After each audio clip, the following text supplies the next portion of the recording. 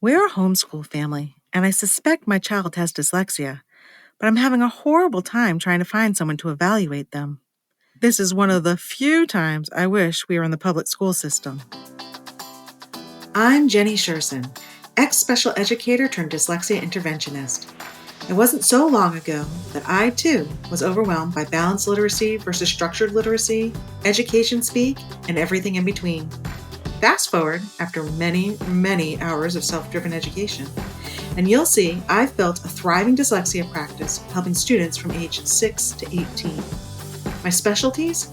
Working with a quote-unquote difficult, almost always 2E, student, and breaking down the complexities of dyslexia into everyday language strategies and action steps.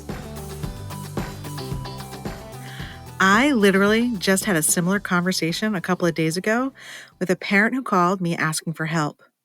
They homeschool, and she couldn't find anyone who would test her child for dyslexia and take their health insurance.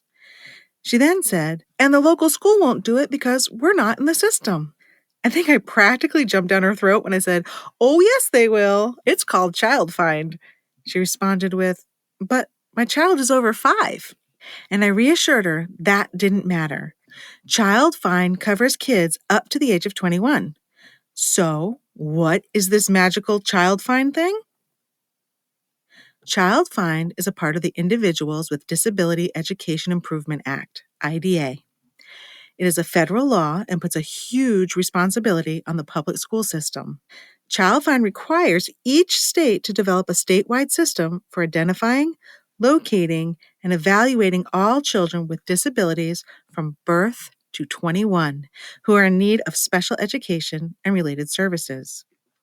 And here's where the magic comes in.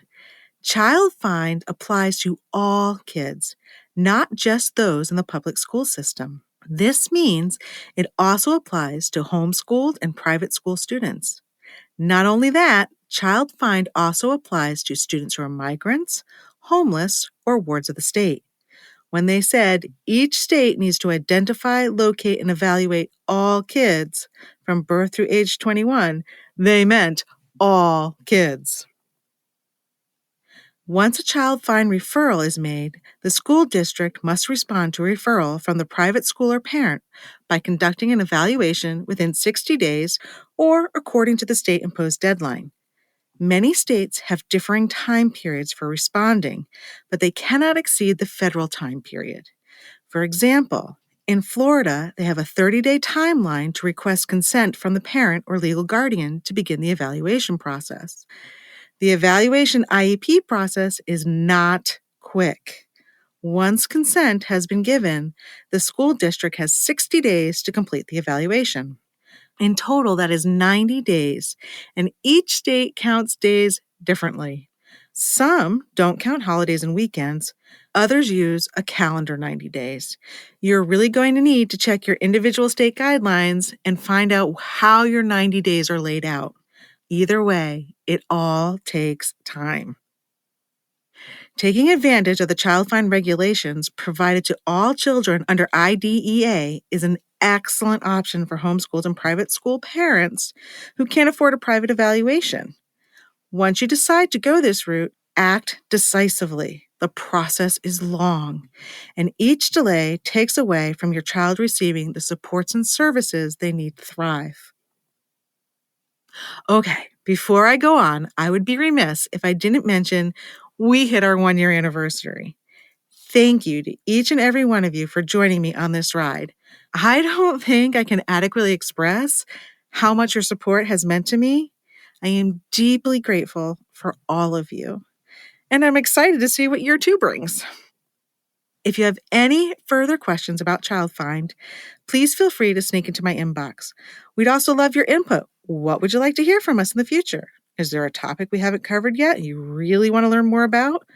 Or do you have a pressing need and you're not really sure how to handle it or move forward? Send us a DM on Instagram or drop us an email at jenny@literacyuntangled.com. That's JENNIE at literacyuntangled.com. We can't wait to hear from you. Until next time.